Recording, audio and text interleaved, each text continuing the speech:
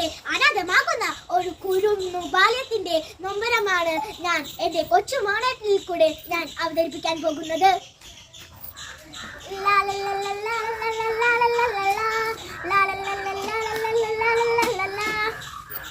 സുശീലേ, സുശീലേ, എന്നാണ് കൊടുവാ ഒരു ക്ലാസ് ചായ വെച്ചിട്ട് 1/2 മണിക്കൂറായോടി.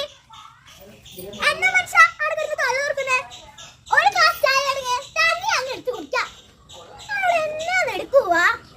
ആഹാ, അപ്പൊ ഇതെന്നല്ലേ കാര്യം. എന്താണ് ഈയിടായിട്ട് എടുക്കൊക്കെ?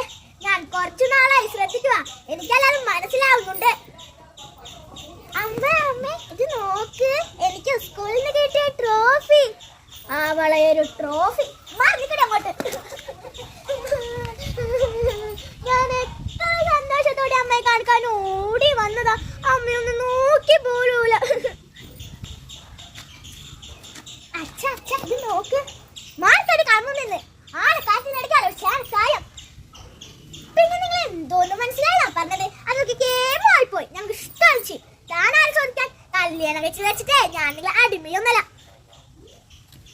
ഓഹോ ധിക്കാരി, അഹങ്കാരി. ഇന്നത്തോടുള്ള പൂർത്തി ഞാൻ അവസാനിപ്പിക്കും. നമുക്ക് കോടതി വെച്ച് കാണാം. അതെ അതെ, പൂവാ വരട്ടെ. ഞാനും ഇത് കുറച്ചു നാളായി ശ്രദ്ധിക്കുക.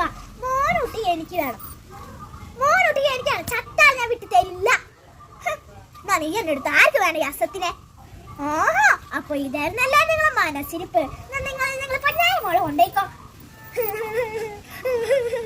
എന്റെ അച്ഛനും അമ്മയും എങ്ങോട്ടാ പോയി ദൈവമേ? എന്റെ പൊന്നാര അച്ഛനും അമ്മയും തിരിച്ചു വരുവോ?